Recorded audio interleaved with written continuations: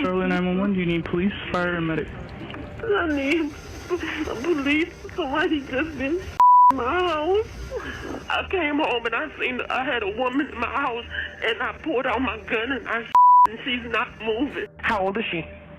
I have no idea. I don't even know the woman. She's inside my house in the hallway on the floor. Is she flat on her back? No, she's on her stomach. I can try to move her on her back. My husband told me don't touch her. Oh God. It was the early morning of July 18th, 2023 in Charlotte, North Carolina, when 51-year-old Stephanie Alexander walked into her home and into the most devastating discovery of her life. She opened the bedroom door and saw her 50-year-old husband, Albert Alexander, lying in bed with 25-year-old Tyra Chanel Crosby. The sight was shocking, heartbreaking, and enraging all at once. For Stephanie, it was betrayal in its purest form. For Tyra, it was confusion because she believed she had been invited there by Albert. She believed she was welcome. She believed she was safe. Tyra insisted she did not know Albert was married. Her mother, Tanya Hoskins, later confirmed the same story. Lured to a home and brutally beaten, and she was invited there. She did not just pop up there. She was not an intruder. She was invited there. She was not an intruder, not a stranger breaking in, not someone creeping through the night to attack. She was there because Albert opened the door. Albert extended the invitation. Albert knew exactly what he was doing. But Stephanie did not care. In that moment, rage consumed her, anger took over, jealousy took over, betrayal took over, and her fury was directed at Tyra, the young woman lying in her bed beside her husband. This is Vital Crime Stories. Please subscribe to Vital Crime Stories for more chilling tales of betrayal and murder as we bring you deeper into this case and many others. Every subscription helps us grow and continue to tell stories that must not be forgotten. Stephanie grabbed Tyra. She pulled her out of the bed. The confrontation grew violent. The shouting escalated. Tyra tried to defend herself. She tried to fight back. She tried to survive. In desperation, she reached for her phone. She dialed her mother. She tried to get help, but the call went unanswered. The voicemail picked up. What that voicemail captured was haunting, chilling, unforgettable. It recorded the screams. It recorded the struggle. It recorded the chaos of a young woman begging for her life. And it recorded the fatal moment when a gunshot rang out, the sound that ended Tyra's life at just 25 years old. At 5:21 a.m., Stephanie picked up her phone again, but this time to call 911. She admitted she shot a woman in her home. When officers arrived, they found Tyra's lifeless body on the floor. There were signs of a beating, signs of torture, and the bullet wound that ended everything. Stephanie was arrested. She was processed at Mecklenburg County Jail. She was charged with voluntary manslaughter, and yet within hours she was released on bond. $250,000 secured her freedom. But for Tyra's family, there would be no freedom. There would be no release. There would only be grief, heartbreak, and rage. Tyra's mother, Tanya Hoskins, was furious. She said her daughter was not an intruder. She was invited. She said her daughter did not break in. She was lured. Tanya insisted this was not manslaughter. This was murder. She turned over the voicemail recording to prosecutors. She begged for the charges to be upgraded. She demanded real justice for her daughter. And on August 3rd, 2023, the grand jury listened. They reviewed the evidence. They heard the screams on the voicemail. They heard the gunshot that ended Tyra's life. And they upgraded the charge against Stephanie to second-degree murder. But the question remained, why was Albert free? Why was the man who invited Tyra into that home not facing any charge at all? Why was the betrayal pinned only on the wife who pulled the trigger, while the husband who opened the door walked away untouched? Albert's role in this story is undeniable. He lured Tyra in, he created the situation, and then he stood by as rage consumed his wife.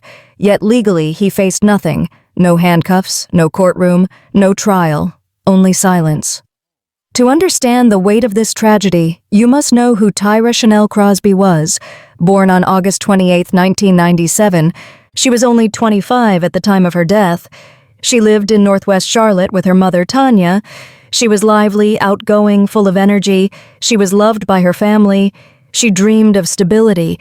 She dreamed of love. She dreamed of building a better life. Yes, she had struggles. Yes, she had a record. Charges in 2018, charges in 2021, charges in 2022, and again in 2023. Simple assault, battery, even assault with a deadly weapon. She was not perfect, but she was human. She was young. She was still trying to turn her life around. Her mother said she was changing. Her friends said she was still compassionate. She still cared. She still helped others. She still smiled. She still laughed. And in those final months, she still hoped for better. On July 17, 2023, Tyra went out for a night of fun. She danced, she laughed, she drank, she enjoyed herself, and there in the dim light of a local club she met Albert Alexander.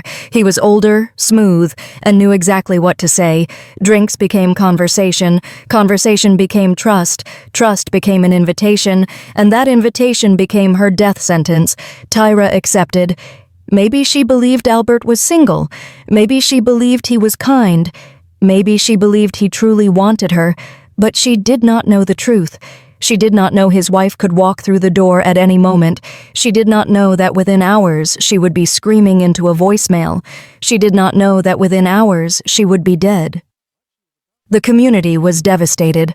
On July 23, 2023, a vigil was held. Candles flickered. People cried. Voices trembled as they spoke of Tyra's light, her spirit, her smile, her energy. Her mother Tanya stood before the crowd and swore that her daughter's death would not be in vain. The very next day, on July 24th, Tyra was laid to rest at Greater Temple Baptist Church. Her family wept, her friends wept. They placed her into the ground, only 25 years old, gone too soon. And yet the story repeats, the pain repeats, the questions repeat. Why was Albert not charged? Why was the man who created the situation invisible in the eyes of the law? Why was all the blame placed only on Stephanie? Was this truly a crime of passion, a wife exploding with jealousy? Or was it something more, something calculated, something planned, a setup, an execution?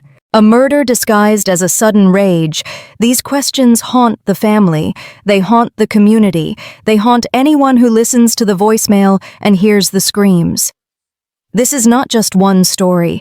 This is many stories in one. The story of betrayal between husband and wife. The story of deception between man and mistress. The story of rage between two women. The story of a mother and her daughter. The story of justice and injustice colliding in a courtroom. And when you hear it told again and again, the details do not fade. They burn brighter. The betrayal burns brighter. The rage burns brighter. The injustice burns brighter. Because no matter how many times it is told, the outcome does not change. Tyra is gone. Stephanie awaits trial. Albert walks free, and Tanya is left screaming for justice. And when you hear it again, you remember that Tyra was not an intruder. She was invited. When you hear it again, you remember that Tyra was only 25 years old. When you hear it again, you remember that a voicemail holds the screams of her final moments. When you hear it again, you remember that Stephanie admitted to pulling the trigger. When you hear it again, you remember that Albert faced nothing.